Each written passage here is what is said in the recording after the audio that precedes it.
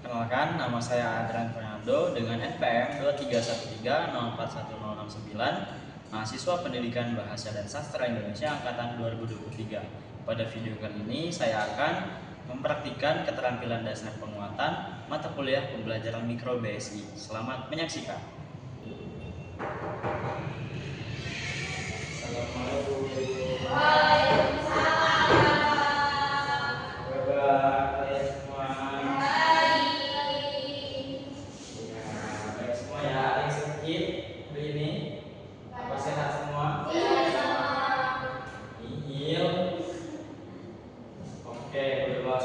Berarti kita absen dulu ya. Iya, Pak. Nanti sehat semua ya hari ini. Iya, Pak. Sering batuk, pilek, segala macam. Tapi nggak ada, Pak. Udah sembuh kemarin. Udah sembuh ya. Oke. Ini yang kedua jadi Elma, Hadir, Pak. Email, Hadir, Pak. Ruliana, Hadir, Pak. Novita. Hadir. Oke, hadir semua ya. Oke, untuk pertemuan kali ini kita masih membahas mengenai teks. Sebelumnya di pertemuan sebelumnya kita udah membahas teks deskripsi. Ada yang masih ingat pengertian teks deskripsi? Silakan kita. Teks deskripsi itu teks yang menggambarkan suatu objek, Pak. Oke, objeknya kira-kira bisa apa aja kita? Objeknya bisa benda, bisa suasana, hewan, manusia, makanan, minuman. Oke, benar banget. Berarti masih pada ingat ya mengenai teks deskripsi, pengertiannya dan objeknya. Nah, untuk saat ini kita bahas teks narasi. Nah, sebelum kita bahas teks narasi, kita main games biar makin semangat dan mengasah otak kita untuk fokus seperti game sebelumnya. Situ dulu ya. Ya, Pak. Masih ingat games yang eja kata? Ingat. Ingat? Kira-kira kita mau main games tersebut lagi, tapi dengan kata-kata yang mungkin jarang kita dengar untuk saat ini. Kata-katanya itu desentralisasi. Oke, udah kebayang ya huruf-hurufnya yang disebutkan. Tapi Bapak nunjuknya secara acak. Jadi bukan dari sini ke sini lagi, tapi Bapak sesuai arahan dari pena ini. Kalau misal Elma terus ke email ke Novita, Billy gitu-gitu ya. Jadi nggak boleh ngomong kalau belum ditunjuk. Oke? Kata-katanya desentralisasi. Kita mulai. 1, nggak apa-apa, dulu aja. Nanti yang nggak fokus kita selamat pagi. Oke? 1, 2, 3.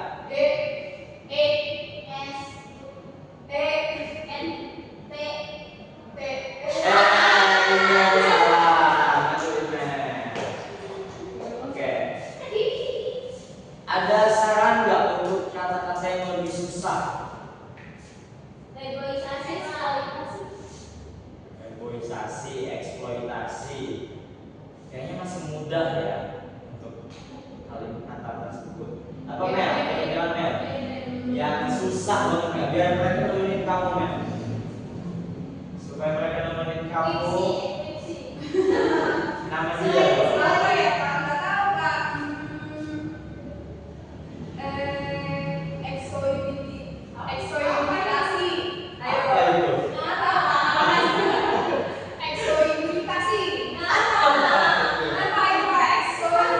Coba kamu yang bikin.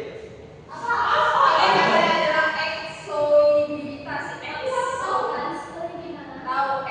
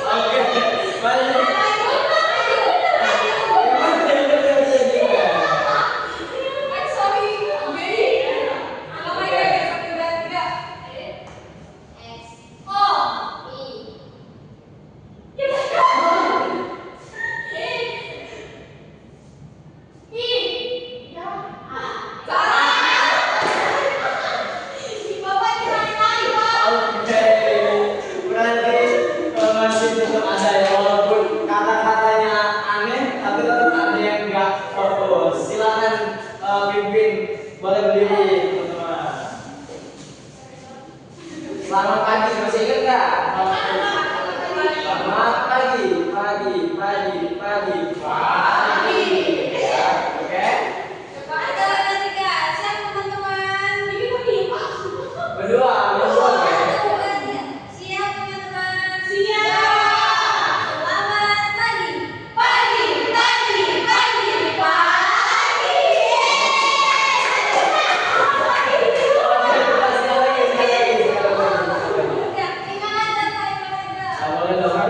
Kalau yang berdua harus berdua.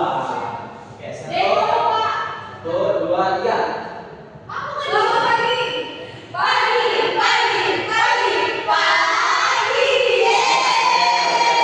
Boleh dulu semuanya.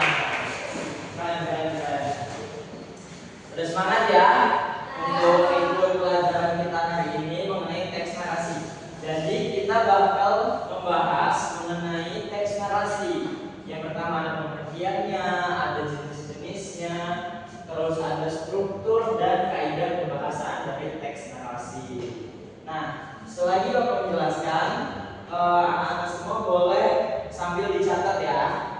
Nah, untuk pengertian teks narasi, boleh silakan dibaca Elma. Teks narasi adalah jenis teks yang menceritakan suatu peristiwa atau kejadian secara kronologis atau berurutan berdasarkan waktu. Tujuannya adalah untuk memberikan pengalaman, estetis atau keindahan kepada pembaca sehingga mereka merasa terhibur atau terbawa ke dalam cerita. Oke, nah berdasarkan pengertian yang sudah dibacakan oleh Elma tadi, di sini bisa kita ketahui bahwa teks narasi itu salah satu teks yang menceritakan suatu peristiwa atau kejadian secara kronologis. Jadi teksnya itu menceritakan sebuah kejadian atau peristiwanya itu secara runtut. Jadi dia nggak lompat-lompat ceritanya gitu. Terus untuk tujuan dari teks narasi ini supaya pembacanya itu merasakan pengalaman yang baik, supaya sehingga mereka merasa terhibur dan merasakan secara langsung cerita yang dibawakan dari teks narasi tersebut. Paham ya? Udah dicatat? Oke. Nah, selanjutnya ada beberapa macam, ada dua dari teks narasi ini, yaitu yang pertama ada teks narasi yang berupa karya fiksi atau khayalan. Contohnya seperti cerpen dan novel. Nah, maksudnya apa karya fiksi ini? Teks narasi yang berupa karya fiksi ini itu merupakan teks yang dihasilkan dari khayalan atau imajinasi sang penulis. Jadi, misal Novita menjadi seorang penulis cerpen. Nah, dia menuangkan ide-ide atau gagasan-gagasannya ke dalam teks narasi ini, menjadi teks narasi ini berupa karya fiksi dari imajinasi yang Novita hasilkan tadi. Nah, kira-kira seperti itu untuk teks narasi yang berupa karya fiksi. Kira-kira paham untuk yang karya fiksi? Oke, selanjutnya ada teks narasi berupa non fiksi. Nah, untuk yang berupa karya non fiksi ini dilandaskan oleh fakta, contohnya seperti biografi dan laporan peristiwa sejarah. Jadi untuk teks narasi ini juga yang non fiksi ini juga didasarkan urutan waktu, tapi dia benar-benar terjadi sesuai fakta yang ada. Bisa berupa biografi seseorang, terus laporan peristiwa sejarah, kisah-kisah yang dialami misal di Indonesia pada kemerdekaan, itu termasuk teks narasi karya non fiksi. Kira-kira paham untuk yang non fiksi juga? Ya, silakan. Teks narasi itu dapat berupa karya fiksi seperti cerpen dan novel. Lantas apa bedanya teks narasi dengan teks cerpen, Pak? Kalau teks narasi itu ada masuk cerpen juga. Oke, bagus pertanyaan untuk email. Nah, tadi kan tanya mengenai bedanya teks cerpen sama teks karya fiksi ya. Bentar ya.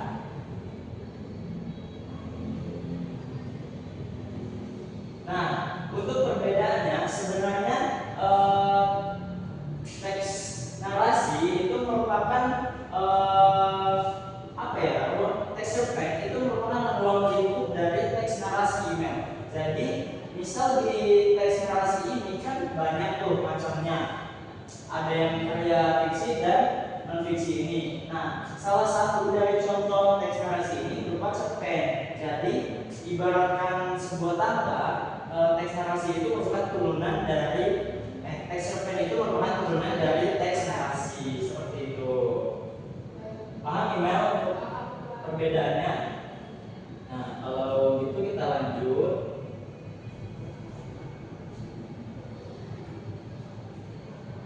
Ya. Sebentar ya.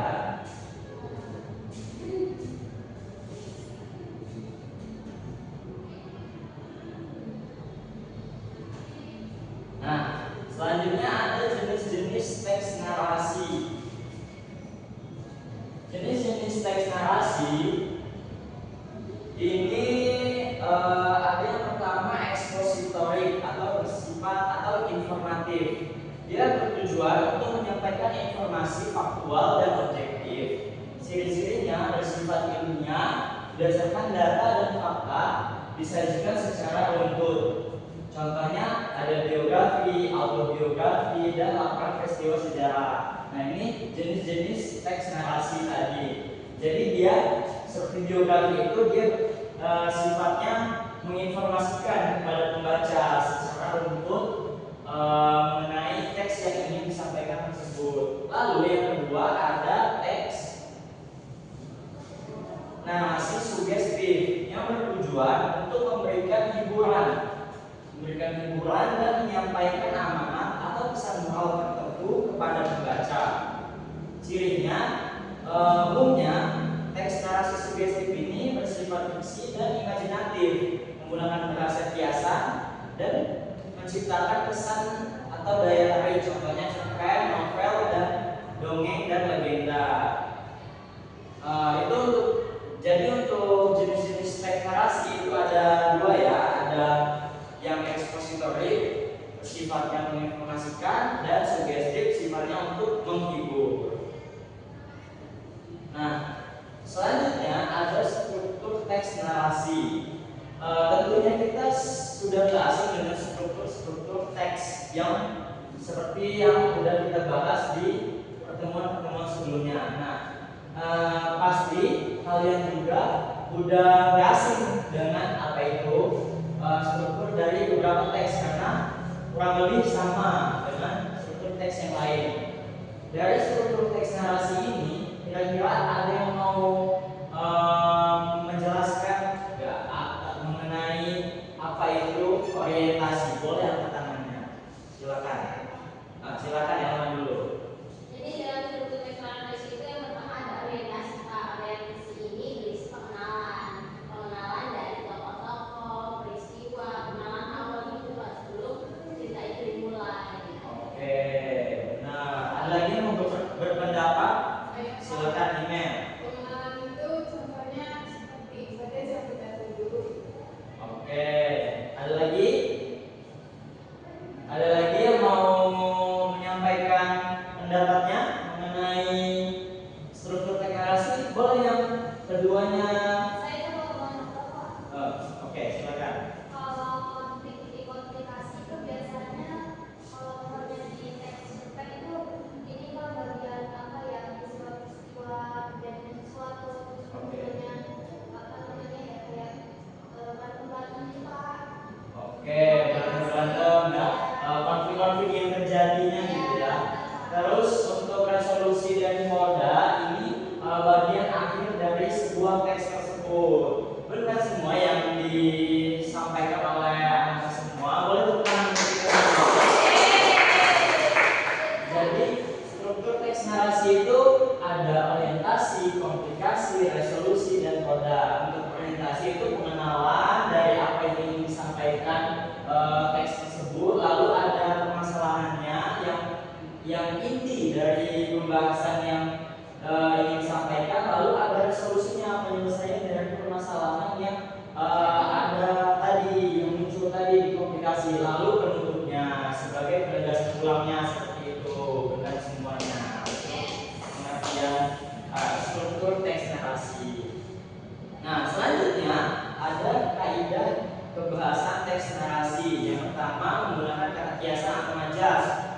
biasanya majas ini kita temukan di teks-teks yang sifatnya menghibur seperti itu, tapi tidak jarang juga untuk teks yang menginformasikan juga banyak menggunakan majas, tapi biasanya sih lebih ke yang menghibur, karena untuk kalau di teks yang bersifat informasi bisa jadi itu menyulitkan pembaca dalam memaknai pesannya, lalu menggunakan kata kerja, menggunakan kata benda sifat, asa atau klausa, dan menggunakan kata menghubung, menanda urutan waktu. Paham ya untuk kaidah pembahasan? Karena tentunya kita udah mengetahui kata kerja itu apa, kata benda itu apa, seperti meja, kursi, refleks dan sebagainya. Sifat itu cantik, ganteng, indah, sebagainya juga, gitu ya. Nah, kita ada soal kuis. Untuk soal kuis ini kira-kira coba dibacakan dulu oleh Riana. Seorang penulis ingin membuat cerita tentang perjuangan seorang pelajar berprestasi dari keluarga berpakku yang akhirnya sukses masuk universitas negeri. Tujuannya agar membaca dan motivasi. Manakah cara penulis yang paling cocok untuk tujuan tersebut? A. Menceritakan dengan sudut pandang si pelajar, menunjukkan kesulitan dan usahanya dengan bahasa yang begitu. B. Menyebutkan nilai rapor, ranking, dan data prestasinya saja dari SD sampai SMA. C. Memberikan jadwal harian secara runtut dari bab 7 sampai 7 lagi. D. Berfokus pada nasihat dan peran orang tua serta guru dalam kehidupannya. E. Menghindari cerita sedih agar pembaca tidak ikut merasa terbebani. Oke, terima kasih untuk Riana. Dari soal kuis ini, kira-kira jawabannya apa? Apa jawabannya? Yang A. Kenapa kira-kira yang A jawabannya? Karena kan di narasi itu kan seorang penulis ingin membuat cerita tentang perjuangan seorang pelajar. Nah, yang A itu kan menceritakan dari sudut pandang si pelajar tentang kesulitannya, juga usahanya, juga menyentuh pembaca. Nah, jadi dibacakan itu sama narasi itu dokumen. Oke, jadi intinya pilihannya yang A karena lebih cocok dibandingkan B, C, D, dan E ya.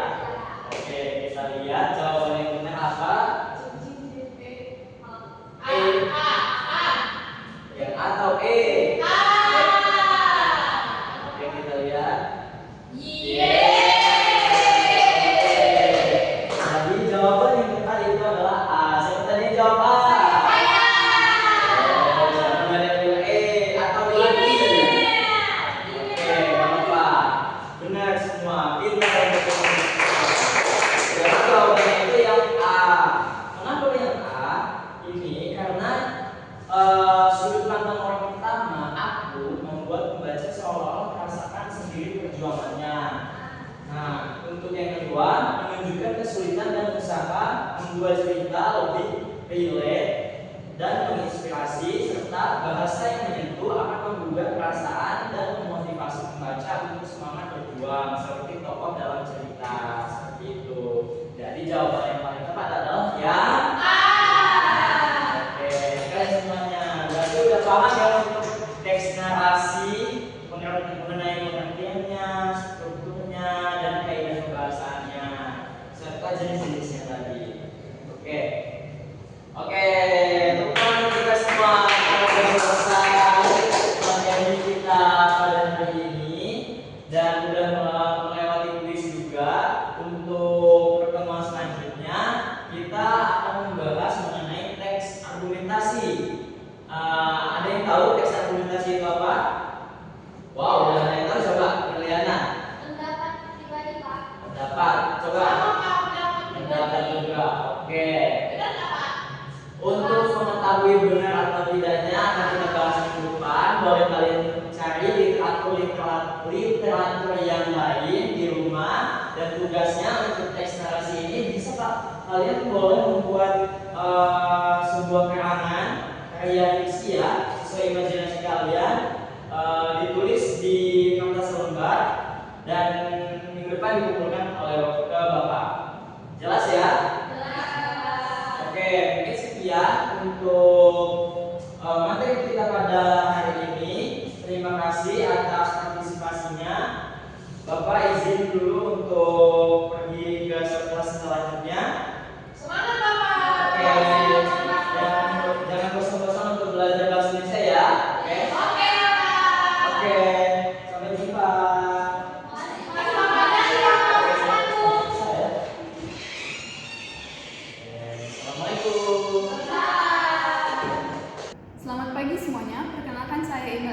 strike dengan angka NPM 231304179 sebagai observer lisan dari calon guru bernama Andrean Fernando dengan angka NPM 231304169 yang dilaksanakan pada tanggal 17 Oktober 2025 pada pukul 10.00. Baiklah, adapun hal-hal yang diamati, yang pertama, penguatan verbal seperti kata benar, bagus, tepat, bagus sekali sudah digunakan oleh calon guru Andrean Fernando. Yang kedua yaitu kalimat. Pekerjaan baik sekali, saya senang dengan pekerjaanmu. Pekerjaanmu makin lama makin baik. Belum digunakan oleh calon guru Andrean Fernando. Yang kedua, penguatan nonverbal seperti penguatan berupa mimik dan gerakan badan sudah sangat baik digunakan oleh calon guru Andrean Fernando. Yang kedua, penguatan dengan cara mendekati.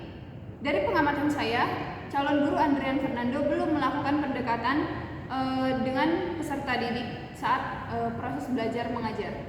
Yang ketiga, penguatan dengan sentuhan. Hal ini juga belum dilakukan oleh calon guru Andrean Fernando. Yang keempat, penguatan dengan kegiatan yang menyenangkan sudah dilakukan dengan baik oleh calon guru Andrean Fernando. Yang kelima, penguatan berupa simbol atau benda juga sudah digunakan oleh calon guru Andrean Fernando.